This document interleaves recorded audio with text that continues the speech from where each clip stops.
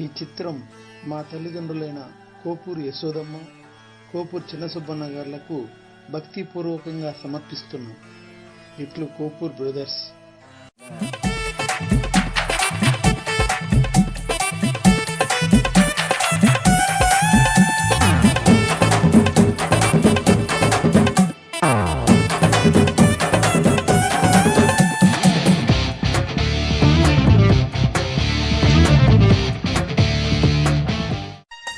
రాజు ఇలారా, ఏంటి లేట్ గా వచ్చావు? లేట్ గా వచ్చినా లేటెస్ట్ గా వస్తా. ఎగ్జామ్ కు ప్రిపేర్ అయ్యావా?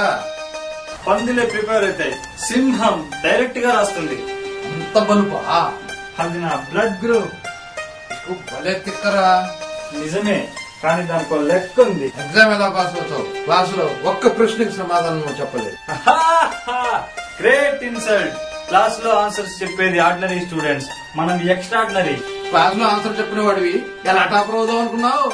నీ పేపర్ కరెక్షన్ నాకే వస్తే నా పేపర్ చూసిన వాళ్ళందరికీ కడుపులో తిప్పడం, వాంతవడం ఖాయం. దెబ్బతో పేపర్ మీదే వాంతి చేసుకుంటారు.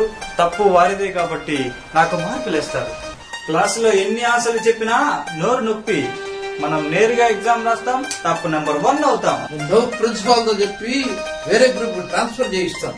స్టూడెంట్స్ తో పెట్టుకుంటే హాస్పిటల్కి వెళ్తాడు. నాకేం నచ్చకపోతే వేరే కాలేజీకి వెళ్తాను. కాపీ కొట్టకుండా ఎగ్జామ్ రాయగలవా? అర్థం లేని ప్రశ్న. కాపీరైట్ నా జన్మ హక్కు. విజిలెన్స్ పట్టుకుంటే తన ఇంటెలిజెన్స్ అంతా ఉపయోగించిన విజిలెన్స్ నన్నేం చేయలేదు. ఎందుకనో? గాలిని చూడలేరు, నిప్పుని పట్టుకోలేరు. నేను కాపీ కొడితే కనుక్కోలేరు. అక్కడ పవర్ ఉంటుంది, టచ్ చేస్తే షాక్ కొడుతుంది. అన్నమాట మీద నిలబడగలవా? ఛాలెంజా? ఇచ్చిన మాట ఆన్సర్ షీటు వెనక్కి తీసుకోవడం స్టూడెంట్స్ చరిత్రలోనే లేదు. నీకు ఎన్ని పాఠాలు చెప్తున్నాం. మీరు చెబుతున్నామని మేము వినడం లేదు, మేము వింటున్నాం కాబట్టి మీరు చెప్తున్నారు. ఏది మరోసారి చెప్పు.